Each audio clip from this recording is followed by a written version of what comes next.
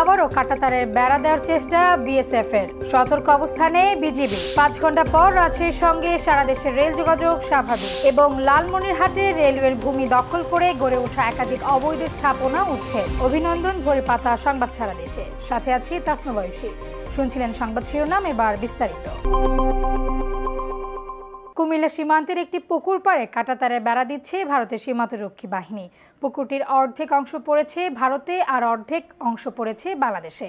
উভয় দেশের বাসিন্দারা এই পুকুরে গোসল সহ প্রয়োজনীয় পানি সংগ্রহ করতেন।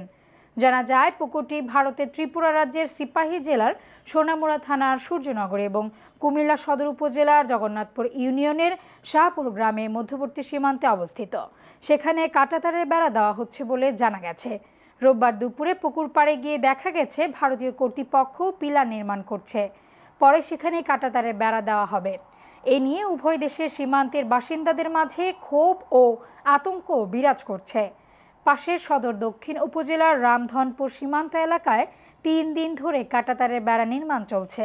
সীমান্ত পিলারের ১৫০ গজের ভেতরে কাঁটাতারের বেড়া নির্মাণ করা হচ্ছে বলে স্থানীয়রা অভিযোগ করলেও বিজিবির দাবি, নিজেদের অংশে বেড়া নির্মাণ করছে ভারত। অন্তর্বর্তী সরকারের খাদ্য উপদেষ্টা আলী ইমাম মজুমদার বলেছেন, প্রতি কার্যদিবসে উপজেলাগুলোতে ২ মেট্রিক টন করে ওএমএসে চাল দেওয়া হচ্ছে। দরকার হলে সরবরাহ আরও বাড়ানো হবে। বাজারে চাপ কমলে আস্তে আস্তে স্থিতিশীল হয়ে আসবে চালের দাম, ফলে সাধারণ মানুষের জন্য সুবিধা হবে। সোমবার দুপুরে বরিশাল সার্কিট হাউসের সম্মেলন কক্ষে চলতি মৌসুমের আমন সংগ্রহের লক্ষ্যমাত্রা ও অর্জন নিয়ে মতবিনিময় সভা শেষে সাংবাদিকদের তিনি এসব কথা বলেন। আলী ইমাম মজুমদার বলেন, আমন বরিশাল অঞ্চলে দেরিতে হয়, তবে আমরা আশা করছি আমনের জন্য যে সময়সীমা নির্ধারণ করা হয়েছে সেই সময়সীমা অনুসারে আমন সংগ্রহ করা সম্ভব হবে। বরিশাল অতীতে যেসব কাজে সুফল হয়েছে এই বিষয়েও তারা সফল হবেন। নারায়ণগঞ্জ সিটি কর্পোরেশনের ৬ নং ওয়ার্ডের সাবেক কাউন্সিলর ও সিদ্ধিরগঞ্জ থানা যুবলীগের আহ্বায়ক মতিউর রহমান মতি ও তার ছেলে বাবুইকে গ্রেপ্তার করেছে পুলিশ। সোমবার ভোরে রাজধানীর বসুন্ধরা আবাসিক এলাকা থেকে তাদের গ্রেপ্তার করা হয়। ভাটারা থানায় পরিদর্শক সুজন হক বিষয়টি নিশ্চিত করেছেন গণমাধ্যমকে। গ্রেপ্তারকৃতরা হলেন সিদ্ধিরগঞ্জের সুমিলপাড়ার আইলপাড়া এলাকার মৃত বাদশা মিয়ার ছেলে মতিউর রহমান ও তার ছেলে বাবুই।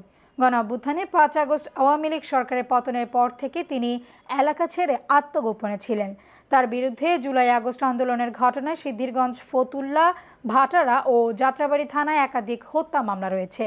তার ছেলে বাবুইকেও কয়েকটি হত্যা মামলার আসামি করা হয়েছে। ফরিদপুরের নগরকান্দায় ৫ শতাধিক অসহায় শীতার্ত পরিবারের মাঝে কম্বল বিতরণ করেছে বেগম শিরিয়া সমাজ কল্যাণ সংস্থা নামের একটি স্বেচ্ছাসেবী সংগঠন। সকালে উপজেলার কোটপাড়ে কম্বল বিতরণ কার্যক্রমের উদ্বোধন করেন উপজেলা নির্বাহী কর্মকর্তা কাফি বিন কবির। এই সময় উপজেলা সহকারী কমিশনার মাসুম বিল্লাহ, সংগঠনটির চেয়ারম্যান মাসুদুর রহমান, পরিচালক ও দৈনিক খোলা চোখ পত্রিকার সম্পাদক মাহবুব আহাদ সহ অন্যান্যরা উপস্থিত ছিলেন। রাজশাহী থেকে চিলাহাটিতে চলাচলকারী আন্তনগর তিতুমির এক্সপ্রেস ট্রেনের বগি লাইনচ্যুত হওয়ার 5 ঘন্টা পর সব রুটে ট্রেন চলাচল স্বাভাবিক। 11:30টার দিকে তিতুমির এক্সপ্রেস ট্রেনে লাইনচ্যুত বগি উদ্ধারের পর বেলপুকুর থেকে তিতুমির এক্সপ্রেস চিলাহাটির উদ্দেশ্যে ছেড়ে যায়।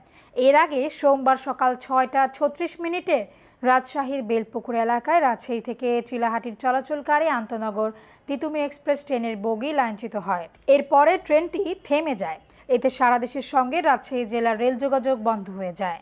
পরে 4 ঘন্টা পর ঈশ্বরদী থেকে আসা রিলিফ ট্রেন লাইনচ্যুত বগি উদ্ধার করে। রাজশাহী থেকে ছেড়ে যাওয়ার কিছুক্ষণ পরে বেলপুকুর এলাকায় পৌঁছালে বগি লাইনচ্যুত হয়। ফলে সকাল থেকেই রাজশাহী স্টেশন থেকে অন্য ট্রেন চলাচল বন্ধ ছিল। রাজশাহীমুখী অন্য ট্রেনগুলো পথে আটকা পড়ে। লাইনচ্যুত হওয়া বগি উদ্ধারের পর বেলা 11:30টায় তিতুমির এক্সপ্রেস চিলাহাটির উদ্দেশ্যে ছেড়ে গেছে। এরপর মধুমতি ও অন্যান্য ট্রেনগুলো পর্যায়ক্রমে ছেড়ে যাচ্ছে। লালমনিরহাটের সাবেক ছাত্রলীগ নেতা ও জেলা আওয়ামী লীগের সাবেক প্রচার সম্পাদকের রেল লাইনের পাশে রেলওয়ে ভূমি দখল করে গড়ে তোলা কয়েক কোটি টাকার একাধিক বৈধ স্থাপনা উচ্ছেদ করেছে রেলওয়ে কর্তৃপক্ষ। রবিবার লালমনিরহাটের জেলা শহরের ব্যস্ততম এলাকা বিডিআর রেলগেট সংলগ্ন এলাকায় এই উচ্ছেদ অভিযান চালিয়েছেন লালমনিরহাট রেলওয়ে বিভাগীয় ভূসম্পত্তি কর্মকর্তারা। সকাল থেকে বিকেল পর্যন্ত চলা এই অভিযানে অর্ধশতাধিক পাকা, আধা পাকা ও কাঁচা স্থাপনা উচ্ছেদ করা হয়।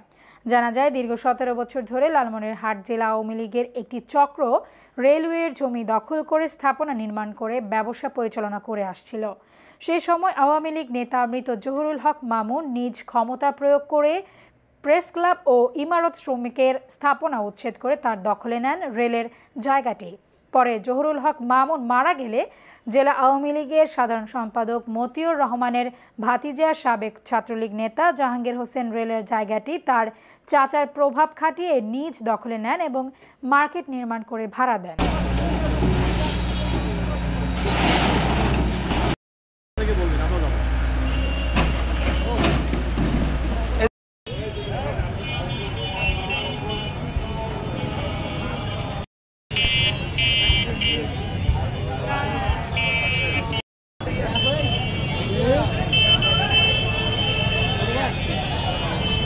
সংবাদ শেষ করার আগে শিরোনামগুলো আরো একবার। সীমান্তে আবারও কাঁটাতারের বেড়া দেওয়ার চেষ্টা বিএসএফ এর, সতর্ক অবস্থানে বিজিবি। 5 ঘন্টা পর রাজশাহীর সঙ্গে সারা দেশের রেল যোগাযোগ স্বাভাবিক। এবং লালমনিরহাটে রেলওয়ের ভূমি দখল করে গড়ে ওঠা একাধিক অবৈধ স্থাপনা উচ্ছেদ। এই ছিল আজকের ভোরের পাতার সংবাদ। সারা দেশ সর্বশেষ আপডেট পেতে চোখ রাখুন ভোরের পাতায়।